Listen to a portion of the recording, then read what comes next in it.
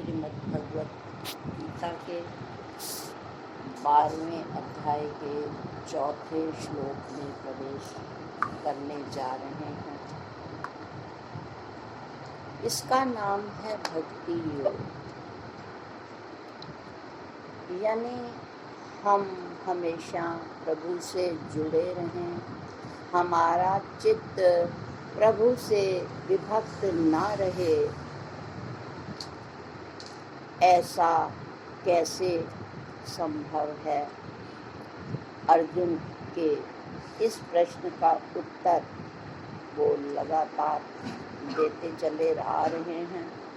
इससे पिछले श्लोक में भगवान ने कहा था, रखना मन मेरे में, सौंपना बुद्धि भी मुझे, ऐसा करने से पार्थ मुझ में मिल जाए। इस तीसरे श्लोक पर हमने विचार किया था। आइए अब चलते हैं चौथे श्लोक की तरफ। भगवान और क्या हमें बताने जा रहे हैं युक्ति कि हम उनसे जुड़ सकें। आज वो हमें बता रहे हैं,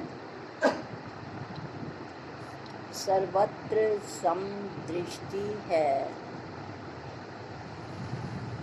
भूतों के हित में रहे, वश में इंद्रियां जिसके, वह भी मुझ में मिले। तो आज और नए उपाय अपने से जुड़ने के लिए भगवान बता रहे हैं कि दृष्टि ब्रह्ममयी कृत्वा पश्येत आत्मवत जगत। मेरा स्वरूप कैसा है? अद्वैत है, सच्चित आनंद रूप हूँ मैं। तो कहते हैं यदि तू मुझसे जुड़ना चाहता है तो जिस तरह किसी कन्या का विवाह उच्च कुल में करने की इच्छा होती है, कर भी देते हैं, तो फिर हम कहते हैं क्या करें? अगर ऐसे परिवार से संपन्न से हमने रिश्ता जोड़ा है तो हमें, यद्यपि हमारी इतनी हैसियत नहीं है, पर फिर भी हमें देना ही पड़ेगा, क्योंकि हमने ऊंचे कुल से संबंध जोड़ा है। ठीक इसी तरह वो कह रहे हैं कि यदि तू मुझसे जुड़ना चाहता है तो तुझे क्या करना होगा कि दृष्टि ब्रह्ममयी कृत्वा पश्येत आत्मवत जगत। तू दुखी क्यों रहता है? परेशानियां क्यों हैं? इसका कारण है तेरी द्वैत की भावना। कहा है हमारे उपनिषद में छोटे छोटे सूत्रों में, द्वैत दुख कारणम, यह इतरम इतरम पश्यति से मृत्युर्मृत्यु प्राप्नोति। तुझे कभी मौत से डर लगता है, कभी सामने वाले की प्रतिक्रियाओं क्रियाओं को देखकर तेरा चित्त दुखी होता है। तो ये सब स्वभाव गुण की लीला है। स्वभाव गुण को देखकर तू उनके दुखी होता है, क्योंकि व्यवहार जब भी होता है वो स्वभाव गुण में ही होता है। इसलिए कहा सर्वांग योग में एक स्थान पर, दर्शन है अक्षर भाव सु ईश्वरपन से, वर्तन है जग में गुण लीला के धन से। कि व्यवहार तो हर व्यक्ति अपने गुण के अनुसार करेगा।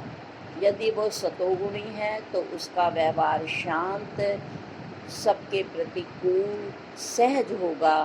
रजोगुणी वाला स्वभाव है तो हलचल स्वभाव होगा, एकदम तेजी में आ जाने वाला स्वभाव होगा। और यदि तमोगुणी है तो उसका स्वभाव हमेशा दूसरों को दुखी करने में या प्रतिकूल परिस्थिति पैदा करने में उसका व्यवहार होगा। तो जैसा जिसका स्वभाव होता है, हीटर का में जो लगा है, मशीन लगी है, वो कमरे को गर्म करती है, और जो एसी है, कूलर है, उसमें जो मशीन फिट है वो ठंडा करती है। परंतु जो दोनों का आधार विद्युत सत्ता है, उसमें ना गर्म करना है ना ठंडा करना है। ये यंत्र की विशेषता है।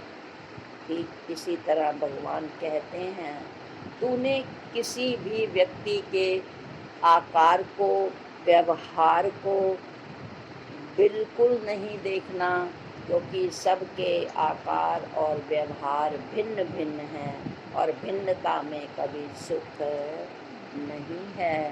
तो क्या कर, उनके गुण के अनुसार व्यवहार कर, और वो भी अपने गुण के अनुसार ही करेंगे। परंतु उसके भीतर जो आत्म सत्ता है, तुझे उसका दर्शन करना है और उसके स्वभाव गुण के अनुसार व्यवहार करना है। तो इस तरह यदि तेरी दृष्टि सम है, तो समता दृष्टि वाला व्यक्ति मुझसे मिल सकता है। और ये तभी हो सकता है जब जीवन में अभ्यास किया हो। बार बार अभ्यास करने पर ही ज्ञान में परिपक्वता आती है, और परिपक्व ज्ञान से ही यथावत व्यवहार और आचार होता है। कैसे? जब संतों की सभा लगी थी, जिसमें ज्ञानेश्वर महाराज, मुक्ताबाई, गौरा कुमार, नामदेव इकट्ठे थे, तो हास परिहास में बात हुई। गौरा कुमार ने कहा कि सबका सहजोबाई परीक्षण करो, हमारे सबके चित्त कैसे हैं, ठोक बजा कर देखो, यानी परीक्षण करके देखो। और जब नामदेव जी का परीक्षण हुआ, उन्होंने कहा ये घड़ा अभी कच्चा है। उस समय तो नामदेव जी को अच्छा नहीं लगा। वो अपने पूजनीय जो विट्ठल जी का मंदिर था, उसके पुजारी के पास गए और कहने लगे कि इस तरह मुझे मुक्ताबाई जी ने कहा है। उन्होंने कहा वो बहुत सहज और विद्वान स्त्री हैं, अगर उन्होंने कुछ कहा होगा तो ठीक ही कहा होगा। यदि अपना कल्याण चाहते हो तो जाओ। इस समय विश्ववाखेचर जैसे एक अद्वैतवादी सिद्धांत को मानने वाले संत हैं, उनकी शरण में चले जाओ। जो भी आप में कुछ कमी रह गई है ज्ञान की परिपक्वता में, उनके अध्यक्षता में जब ज्ञान प्राप्त करोगे तो तुम्हारे विचारों में भी परिपक्वता अवश्य आएगी। तो जाइए।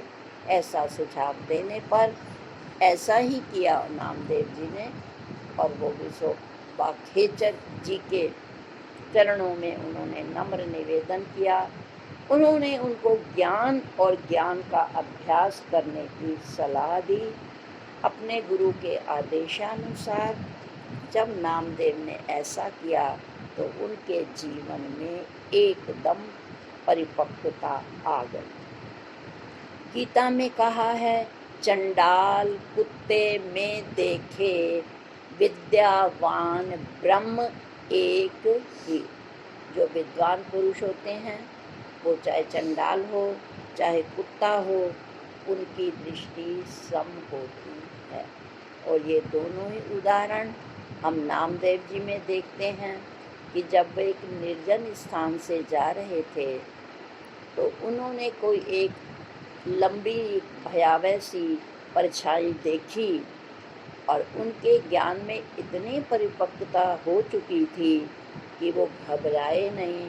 तुरंत उन्होंने क्या कहा, आज हरि देख्यो लंबम लंब। मैंने आज हरि का बहुत लंबा और बड़ा भयावह सा रूप देखा है। और दूसरा तो सामान्य सा सर्वविदित उदाहरण है कि कुत्ता जब बनी रोटी लेकर गया तो पीछे से घी का पात्र लेकर गए कि प्रभु जी रूखी तो ना खाओ, जरा घी तो लेते जाओ, रूप अपना क्यों मुझसे छिपा रहे। आज आपने श्वान का रूप धर कर आप मेरे द्वार पर आए और रूखी रोटी लेकर जा रहे हैं, ऐसा नहीं होने दूंगा। और वो उसमें परमात्मा दर्शन करके पीछे हुए अपने मन के भावों को गुनगुना रहे हैं। तभी गीता में कहा गया कि चंडाल कुत्ते में देखे, विद्यावान ब्रह्म एक ही। ब्राह्मणों श्वान च विद्वान समदर्शिन। जो विद्वान होते हैं वो चाहे ब्राह्मण हो चाहे शूद्र हो, सब में एक ही सत्ता के दर्शन करते हैं। तो भगवान कहते हैं सर्वत्र समदृष्टि है। उसको मैं आसानी से प्राप्त हो जाता हूँ, क्योंकि समता में विषमता, द्वैत और दुख कभी भी ठहर नहीं सकता। और अब दूसरी पंक्ति में कह रहे हैं सब भूतों के हित में रहे। अब दृष्टि बन गई, ज्ञान प्राप्त कर लिया, तो ज्ञान के बाद क्या करेगा? कर्म करेगा। उस ज्ञान को कर्म में लाकर आचरण करेगा, क्योंकि विचार जैसा होता है आचार भी वैसा ही होता है। तो जब उसके विचारों में ज्ञान के द्वारा आ गई परिपक्वता, तो फिर कहा तेरे शरीर की यात्रा बिना कर्म बने नहीं रह सकता कोई क्षण भी कर्म के बिना, जीवों से करवाते हैं स्वभाव गुण कर्म ये। तो कहते हैं अब वो कैसे कर्म करता है? कहते हैं जब उसकी दृष्टि सम हो जाती है ना, तो वो सबके साथ फिर उनके कल्याण के ही कर्म करता है। सर्वभूत हिते रता, क्योंकि उसकी दृष्टि बन चुकी है क्या? उदार चरिता नाम तू वसुधैव कुटुम्बकम। जो उदार चित्त वाले होते हैं वो सारे संसार को अपना परिवार समझते हैं।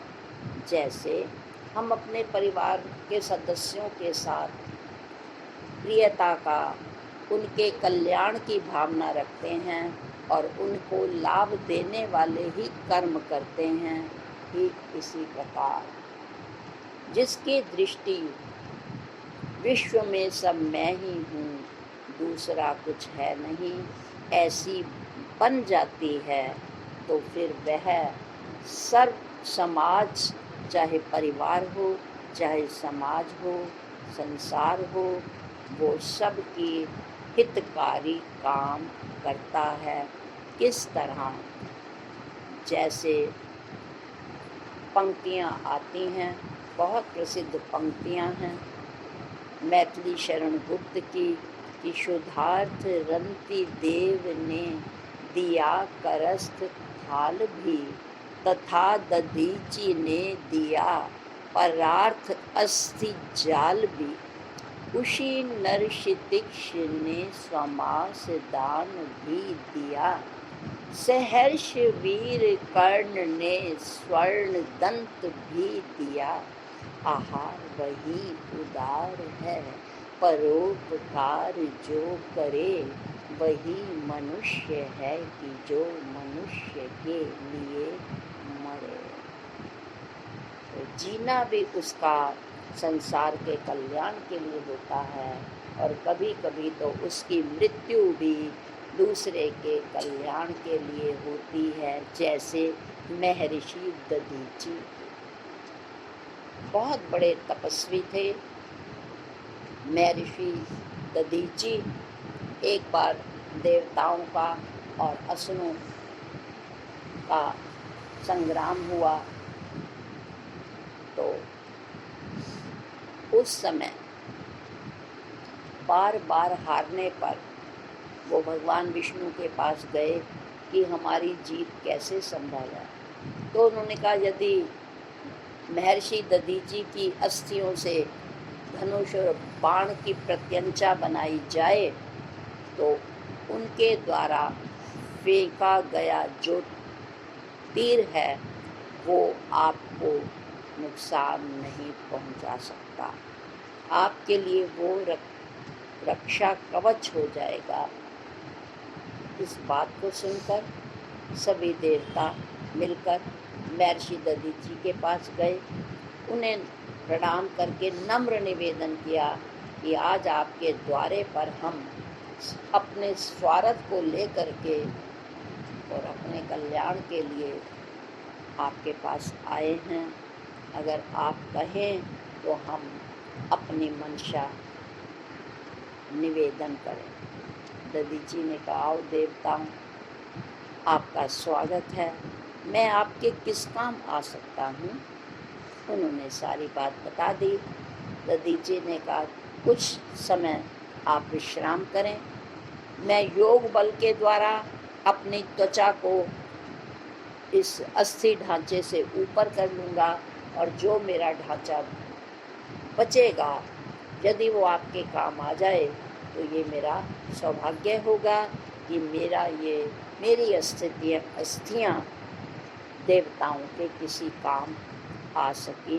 तो ऐसे ऋषि, महर्षि और ज्ञानी हुए हैं दधीची की तरह। और दूसरा है कि जड़ भरत की आप सब जानते ही हैं कि मृग के मोह में उन्हें अगला जन्म मृग का मिला, परंतु इस समय उन्होंने दृढ़ निश्चय किया कि मैं दोबारा इस मोह के या सांसारिक क्रियाकलापों के चक्कर में आने वाला नहीं हूँ। उन्होंने मृग योनि में अपने को इतना आत्म केंद्रित और इंद्रियों को वश में कर लिया कि वो कुछ भी ना खाते थे, ना पीते थे, ना कहीं जाते थे। हुआ ये कि बिना खाए उनका शरीर एकदम सूख गया और उन्होंने उस मृग योनि में थोड़े ही समय बिताया और अपने प्राण छोड़ दिए। उनका अभी भी एक जन्म शेष रह गया था। उस जन्म में वो जब पैदा हुए किसी किसान के यहाँ, वो मूढ़ की तरह क्रियाएं किया करते थे। अंदर से निश्चय था कि मैं यदि मूढ़ बना रहूँगा तो ही काम चलेगा, वरना फिर मुझे इस सांसारिक कार्यों में लगा दिया जाएगा। माता पिता उनकी क्रियाओं को देखकर बड़े दुखी रहते थे। समय गुजरता रहा, माता पिता चल बसे। अब भाई ने कहा, सारा दिन कुछ करते कराते नहीं हो, बुद्धि तुम में है नहीं, तो कम से कम इतना तो कर सकते हो कि मचान पर बैठ जाओ और चिड़ियों और जो भी पक्षी फसल को नुकसान पहुंचाते हैं उनको भगाने की कोशिश करो। चुपचाप सुनकर वो रोज प्रातः चले जाते, मचान पर बैठते और वहाँ बैठते ही उनकी वृत्ति ईश्वर में एकाग्र हो जाती, जो उनका लक्ष्य था, और वो भाई के आदेश को भूल जाते और क्या कहते थे कि राम जी की चिड़िया, राम जी का खेत, आओ मेरी चिड़ियों खाओ भर भर पेट। तो उनकी दृष्टि सम थी और चिड़ियों का वो कल्याण भी चाहते थे। समता भी थी कि खेत भी चिड़ियों भगवान राम जी का है और जो चिड़िया हैं, ये पक्षी हैं, ये भी भगवान के ही बनाए हैं, तो मैं फिर इनके बीच में बाधा क्यों बनूं? तो उनके चित्त में कल्याण समता के साथ साथ कल्याण वृत्ति भी थी, और वो भाई के आदेश को भूल गए। हुआ यही कि जब भाई ने देखा कि ये बैठा बैठा गीत गाता रहता है, वैसे ही नुकसान कर रही हैं ये चिड़िया और पक्षी जैसे पहले करते थे, और वो उनसे बहुत नाराज हुए। परंतु कथा हमें यही बताती है कि जो संत होते हैं, समदृष्टि होती है, और वो संसार के कल्याण को ही प्रमुखता देते हैं। आइए तीसरे उदाहरण पर विचार करते हैं। स्वामी दयानंद आर्य समाज के प्रवर्तक, जब उन्होंने विद्या पूरी कर ली, गुरु दक्षिणा नियम है, विद्या लेने वालों को बाद में गुरु दक्षिणा देनी ही होती है। उन्होंने कहा, मैं अकिंचन हूँ, मेरे पास तो कुछ भी देने के लिए नहीं है, फिर भी आपका आभार प्रकट करने के लिए मैं कुछ लवंग लौंग लाया हूँ, और इस कामना के साथ कि हे मेरे गुरुदेव, आपका ज्ञान इस तरह संसार में फैले जिस तरह ये लौंग जो हैं सब में अपनी खुशबू को फैलाती हैं। मैं शुभकामना के अलावा अकिंचन आपको क्या दे सकता हूँ? गुरुदेव ने कहा, नहीं पुत्र, तुम मुझे बहुत कुछ दे सकते हो, क्योंकि मैं जो हूँ प्रज्ञा चक्षु हूँ। मैं इतना संसार का कल्याण नहीं कर सकता, मैं जगह जगह घूम घूम कर लोगों के अज्ञान को वेद ज्ञान द्वारा दूर नहीं कर सकता। मेरी इच्छा है, तुम अब विद्वान भी हो गए हो, तुम्हारी अवस्था भी अभी युवक की ही है, तुम मेरे इस इच्छा में सहयोग दे सकते हो। तुम जाओ, अज्ञान के अंधेरे में ये संसार डूबा है, ज्ञान के प्रकाश से उनका उद्धार करो। पुत्र, मेरी यही इच्छा है। गुरुदेव के चरणों में प्रणाम करके वो देश भ्रमण के लिए निकल पड़े, और एक बार वो राजा जय सिंह के दरबार में गए। जय सिंह वैश्याओं के नृत्य में बड़ा आनंद लेता था। रात के समय नित्य प्रति उनके महलों में उनके घुंघरू बजा करते थे, नृत्य चलते थे, और उस नृत्य के बीच में उस क्रिया से प्रसन्न होकर वह नृत्यांगनाओं पर बहुत सा अपना राज काज का पैसा लुटाया करते थे। सौभाग्य से उस नगर में दयानंद जी पहुँचे। राजा ने उनका सम्मान किया। उन्होंने अपना परिचय और अपना उद्देश्य बताया। जय सिंह ने कहा कि आपका स्वागत है और मेरा सौभाग्य भी है। वो वहाँ रहने लगे।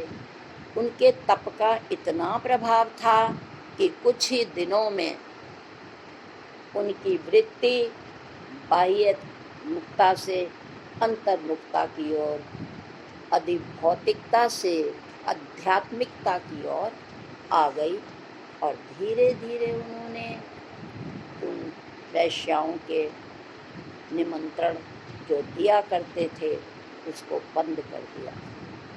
स्वाभाविक है, जिसका खर्चा पानी बंद होगा उसे तो रोष आएगा ही ना। पर वो राजा को और संत दोनों को ही कुछ नहीं कह सकती थी, क्योंकि दोनों ही पद बड़े प्रभावित थे। उसने एक दिन योजना बनाई, चुपचाप पैसों का लालच दे करके रसोइये को बुलाया और कहा कि रात के समय महाराज जी दूध पीते हैं ना? हाँ पीते हैं। ये कुछ दवाई सी है, तुम उसमें मिला देना, और वो दवाई मिला दूध तुम दे देना। इसके एवज में मैं तुम्हें बहुत सारी ये धन की थैली दे रही हूँ, तुम मेरा काम करोगे ना? उसने कहा क्यों? क्योंकि धन के आगे तो सभी झुक जाते हैं। उसने ऐसा ही किया। रात के समय अवसर देखकर एक दिन उन्हें वो पिसा हुआ कांच दूध में मिला दिया। घंटे 2 घंटे के बाद उस कांच मिले दूध ने अपनी प्रतिक्रिया शुरू की और स्वामी दयानंद अंतर्ज्योति के कारण जान गए कि मुझे इस दूध में गरल दिया गया है। और वो सोचने लगे कि मेरी कुछ ही घंटों में लगता है शरीर की दशा का जो मुझे अनुभव हो रहा है मृत्यु हो ही जाएगी। उन्होंने जाते जाते भी देह रहते तो उन्होंने ज्ञान के द्वारा सबका कल्याण किया और जाती जाती देह के साथ भी उन्होंने सोचा कि मेरी मृत्यु का समाचार पाकर और ये वाला खबर जानकर कि इसने मुझे विष दिया है, इसको ना राजा छोड़ेगा ना मेरे अनुयायी। चुपचाप उन्होंने उस नौकर को बुलाया, हाथ में पैसों की थैली दी और कहा अभी तुरंत यथासंभव दौड़ लगाकर इस नगर की सीमा से बाहर चले जाओ, क्योंकि तुम्हारे द्वारा दिया गया विष असर करने लगा है और मैं कुछ ही घंटों के पश्चात शरीर से मुक्त हो जाऊंगा और तुम पकड़े जाओगे, तुम्हारे साथ फिर दुर्व्यवहार किया जाएगा, तुम्हें मारा भी जा सकता है। तो ये पैसे लो और तुरंत यहाँ से भागकर इस शहर को छोड़ो और अपनी जीवन रक्षा करो। रोते हुए पश्चाताप के आंसुओं के साथ दयानंद जी के पैरों को प्रणाम किया पैरों पर और रोते रोते क्षमा मांगी और तुरंत वो नगर के बाहर निकल गया। तो कहते हैं ये संतों की ही रीत होती है कि वो अनिष्ट करने वालों के साथ भी उदारता का व्यवहार करते हैं। तभी कहा ना कि संत हृदय नव नीत समाना। ये तो महापुरुषों की रीत है, मीतों से प्यारे मीत हैं। तो जो संत होते हैं वो मानव जाति के मित्र होते हैं। जिस तरह एक मित्र दूसरे मित्र के मन को मनांसी त्रायति इति मित्रः, जो मनुष्य के हृदय को त्राण दे, उसकी रक्षा करे, उसे मित्र कहते हैं।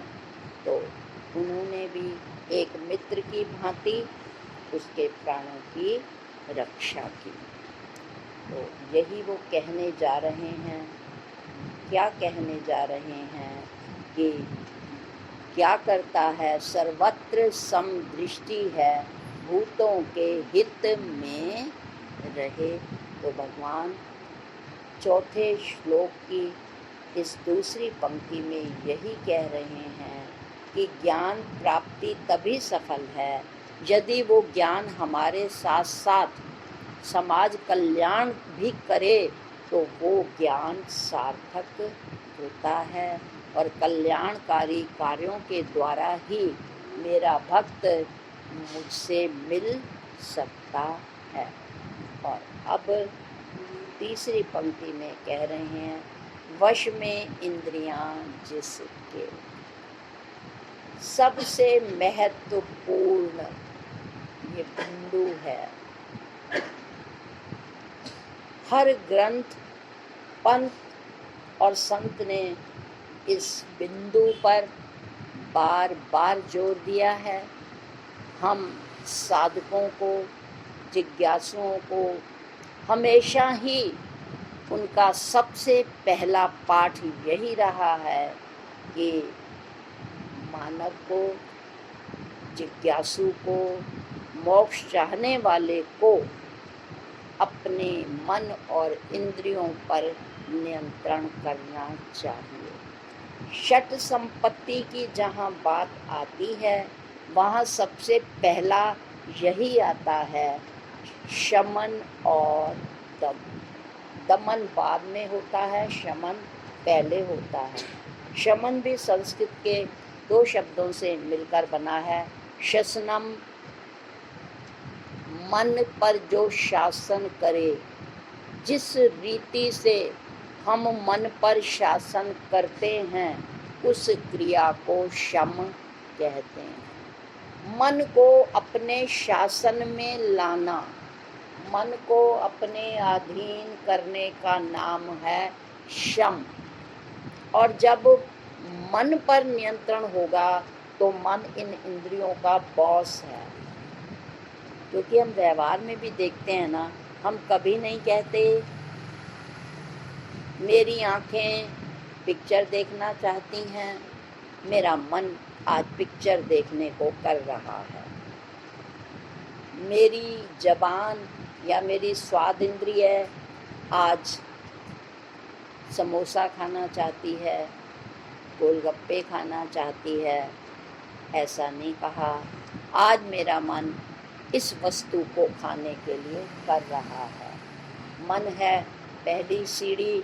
यदि हम मन पर नियंत्रण रखते हैं तभी इंद्रियां स्वतः नियंत्रित हो जाती हैं।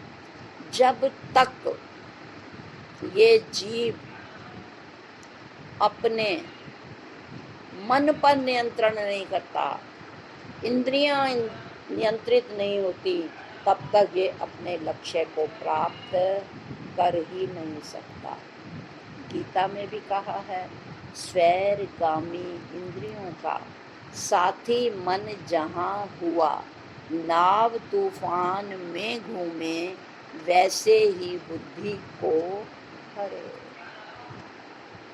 हमारा जीवन सब कुछ अनुकूलताओं के होते हुए भी क्यों डगमगाता रहता है? तन भी स्वस्थ है, धन भी है, अच्छा परिवार भी है, पर मन क्यों अशांत होता है? क्योंकि ये है, इसके आदेश के अनुसार इंद्रियां जाती हैं विषयों में और फिर वो विषय ले आती हैं, और इसके जब विष के प्याले को ये इंद्रियां पीती हैं तो क्या है, बुद्धि का नाश हो जाता है। तभी किसी ने कहा, इंद्रियों का मैं कीड़ा भया, इंद्रियों का मैं कीड़ा भया, विष का प्याला मैंने पिया। और जब गुरु ने ज्ञान दिया तो ही मैं सच्चा जीवन जिया। पहले मेरी स्थिति कैसी थी? इंद्रियों का मैं कीड़ा भया, मैं इंद्रियों को ही चिपटा रहता था। जैसे सब्जी के अंदर कीड़े होते हैं, वो चिपके रहते हैं ना, फूल के अंदर जो होते हैं वो चिपके रहते हैं ना फूल के साथ। तो इसी तरह ये मन हर समय किसके साथ चिपका रहता है? इंद्रियों के साथ। और हर समय क्या करता है? विष का मैं प्याला पिया। विषय का अर्थ ही यह विष, यह मैंने जो विष मैंने जहर रूप हैं, उनका नाम है विषय। तो कहते हैं कि विष का मैंने प्याला पिया, हर समय में इंद्रियों से चिपका रहा, और परंतु जब मैं गुरु की शरण में आया, गुरु ने मुझे अपनी शरण में लिया, तो वास्तव में तब मुझे जीवन का आनंद आया। जीवन दा मैनू आनंद आ गया है, जद दा मैं शापा नचाते गावा, मैं खुशियाँ मनावा, असली खजाना हथ पाया है जीवन दमेनु आनंदा गया है जगदा में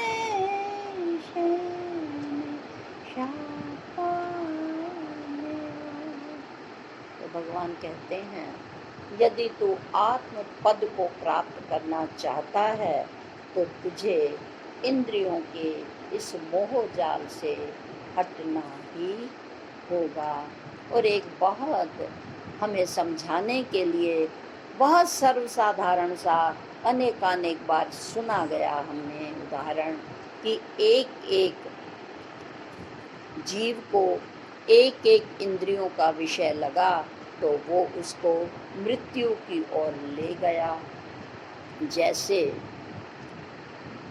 मृग को शब्द की बड़ी आसक्ति होती है, जब उस मृग की कस्तूरी पेट से निकालनी होती है तो वो तरह तरह के वाद्य यंत्र बजाते हैं। हिरण मंत्र मुग्ध हो जाता है, इतना मंत्र मुग्ध कि जब उसे पकड़ा जाता है तो उसे अपने पकड़े जाने की भी खबर नहीं होती। दूसरा है वायु तत्व, यानी स्पर्श है इंद्रिय उसकी। हाथी को जब पकड़ना होता है, एक कच्ची मिट्टी की मचान बनाई जाती है, उस पर एक बनावटी हथनी खड़ी की जाती है। स्पर्श सुख के लिए जब वो उसे पकड़ना चाहता है तो मिट्टी की मचान नीचे गड्ढे में गिर जाती है और हाथी पकड़ा जाता है। तीसरा है अग्नि, पतंगा सारी रात दीपक के चारों तरफ तब तक चक्कर लगाता है जब तक वो जलकर भस्म नहीं हो जाता।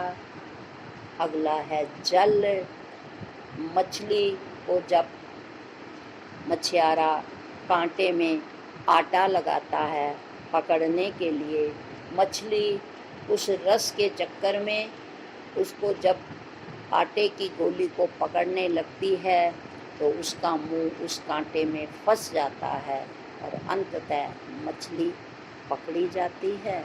और अंतिम है पृथ्वी यानी सुगंध। भंवरा फूल के अंदर सारा दिन रस लेता है और रस लेते लेते अघाता नहीं, रात होती है वो फूल बंद हो जाता है, सूरजमुखी का फूल बंद हो जाता है और उस बंद फूल में उस भंवरे को सांस नहीं मिल पाती और वो उस बंद फूल के अंदर ही मृत्यु को प्राप्त हो जाता है। तो हमें इन उदाहरणों से संत बताने की कोशिश कर रहे हैं कि जब तक आप इंद्रियों को वश में नहीं करते, ये मन आप पर सवार होता है और आपकी दुर्गति का इस तरह से कारण होता है। जैसे जब तक हम स्कूटर पर सवार होते हैं तो हम उस स्कूटर पर सवार होकर अपने कितने काम कर लेते हैं और बड़ी सुरक्षित स्थिति में घर वापस आ जाते हैं। और यदि बाई चांस हमारा स्कूटर फिसल जाए, हम गिर जाएं और स्कूटर हमारे ऊपर गिर जाए तो उसके गिरने से संभवतः मृत्यु भी हो सकती है, अन्यथा गहरी चोट भी लग सकती है। तो संत हमें समझाते हैं यही इस जीव का हाल है कि ये मन के साथ मिल जाता है, मन इंद्रियों से जुड़ता है, इंद्रियां विषयों से जुड़ती हैं और फिर वही गीता का श्लोक कि विषयों के ध्याताओं के आवे विषय साथ जो, संग से प्रगटे इच्छा, इच्छा से जन्म क्रोध का, क्रोध से मूर्खता आवे, मूर्खता से स्मृति भ्रम, भ्रम से बुद्धि का नाश, गई बुद्धि पशु बना। विषय इस तरह इसे एक दूसरी कड़ी से जोड़ते चले जाते हैं। कौन सी कड़ी जो उसे निरंतर गर्त की ओर ले जाती है, वो हमें सावधान करते हैं। एक कहानी भी हमें सजग करेगी। एक बार एक संत बैठे थे अपनी ज्ञान मुद्रा में। उनके शिष्यों ने गुरुदेव को प्रणाम करके बहुत धीरे और सहजता से कहा, गुरुदेव, यूनान का बड़ा बादशाह आपके दर्शन करना चाहता है। और उसके मंत्री कह रहे हैं कि बादशाह घोड़े पर सवार है और वो कहता है कि मंत्री कहते हैं कि आप कृपया आएं और उनको दर्शन दें। वो कहते हैं कि वो राजा है। अरे वो तो गुलाम है।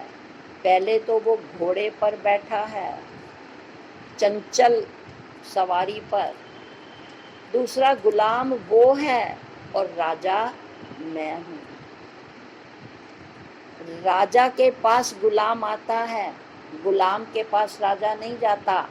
उसको कह दो कि जो वास्तव में सच्चा बादशाह है वो कह रहा है कि तू नकली राजा है, असली राजा तो मैं हूँ।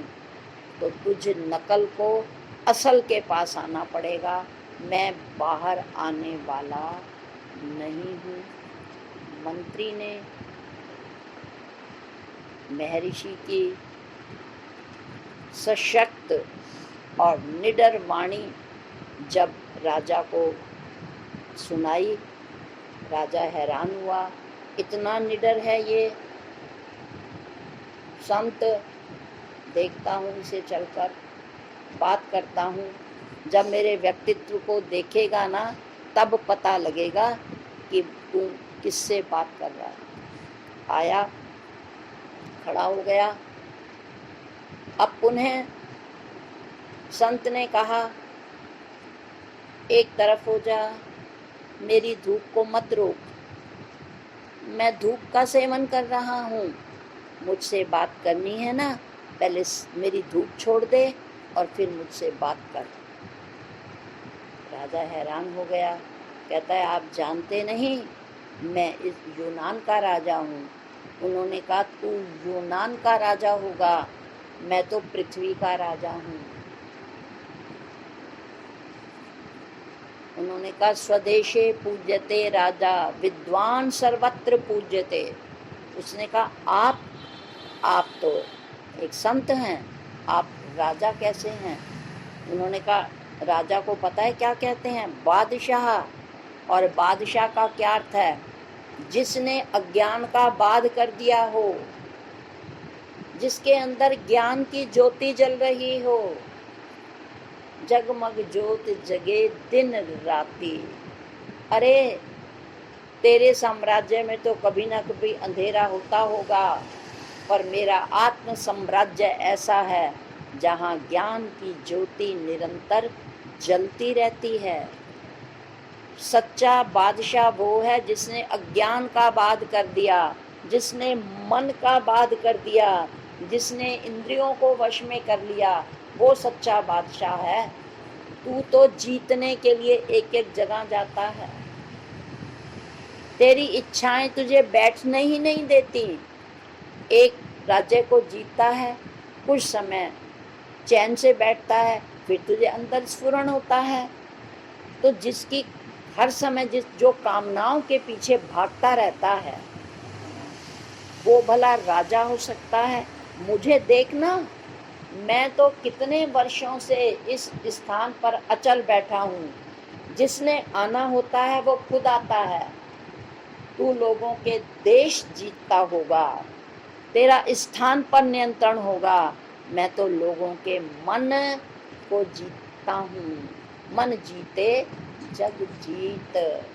मैंने मन को जीता है, और जिसने मन को जीत लिया उसने जग को जीत लिया।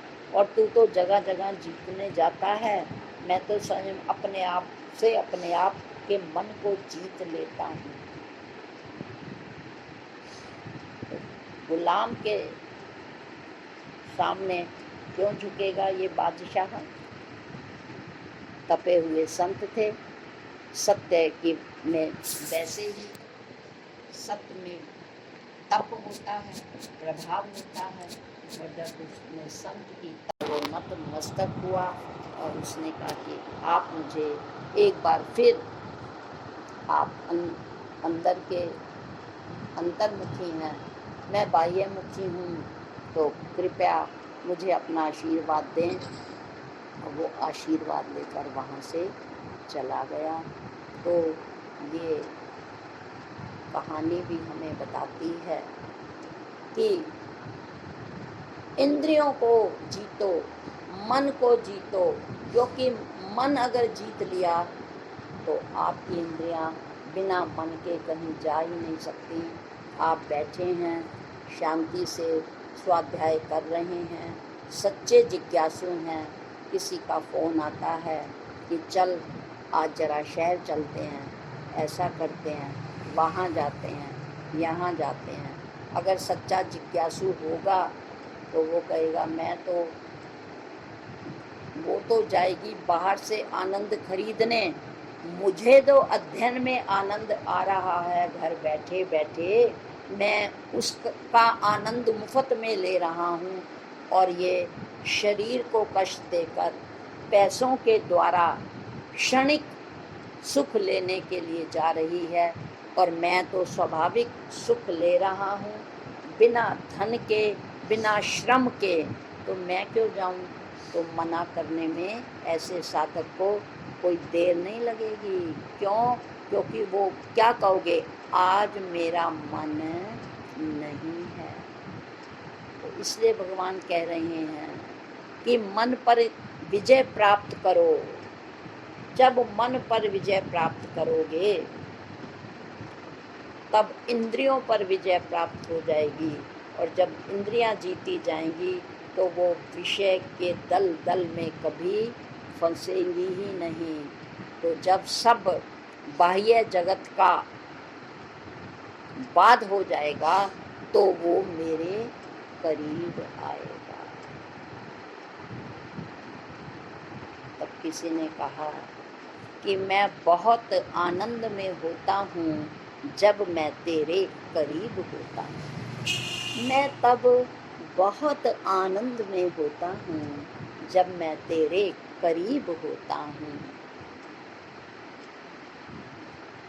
जब तू नहीं मिलता मुझको मैं बड़ा अजीब होता हूँ। बदकिस्मती है उस बंदे की, जो बंदा रब के करीब नहीं होता वो बड़ा बदनसीब होता। तो भगवान कह रहे हैं अगर अपना नसीब बनाना चाहते हो, मेरे करीब आना चाहते हो, उस सच्चे आनंद को पाना चाहते हो, तो इसके लिए तुम्हें समदृष्टि भी बनानी होगी। साथ ही साथ उदार चित्त बन करके परिवार, समाज, राष्ट्र के कल्याण के कार्य भी करने होंगे। और सबसे प्रमुख बात इस मन को जीतना होगा। तब तुम देखना जितने जितने विकार निकलते जाएंगे तुम आधार के करीब आते जाओगे, तो आनंद तुमसे दूर नहीं। जैसा कि कहा भी गया है कि अचंभे की बात है, वो कहते हैं ना कि जल में रहकर भी मछली को प्यास है। आनंद स्रोत बह रहा, तू क्यों उदास है? अचरज है कि जल में रह के भी मछली को प्यास है। आइए आनंद के हम सागर हैं, पर अपने मनोविकारों के कारण हम उस मीठे आनंद के स्रोत का उसी प्रकार आनंद नहीं ले पा रहे। जैसे जिसने अभी अभी छालों के लिए मुंह में नीम का तेल लगाया हो और थोड़े देर बाद यदि उसे कोई खीर दे जाए और वो भूल गया कि मैंने मुंह में नीम का तेल लगाया है, तो खीर का स्वभाव मीठा ही है, खीर मीठी है, पर उसको वो कड़वी क्यों लगेगी? क्योंकि उसने मुंह में नीम का तेल लगाया है। ठीक इसी प्रकार हम आनंद के स्रोत हैं। इतना ही नहीं, हम स्वयं आनंद स्वरूप हैं, परंतु जो हमारे हृदयस्थ जो मनोविकार हैं वो हमें आधार के करीब रहने का, और जो आनंद है एक पत्नी को, नई दुल्हन को अपने पति के सामीप्य का, तो हमारा जो साहिब है वो 2-4 साल प्रीति देने वाला नहीं है। तभी तो कहा साहिब मेरा नित नमा। और यदि हम भी नित नवीन रहना चाहते हैं तो हमें अपने इन मन के विकारों को और विषयों में जो हमारी वृत्तियां हैं उनसे निवृत्त होना ही पड़ेगा। आज के इस श्लोक में भगवान हमें यही समझाने की कोशिश कर रहे हैं। ओम शांति शांति शांति।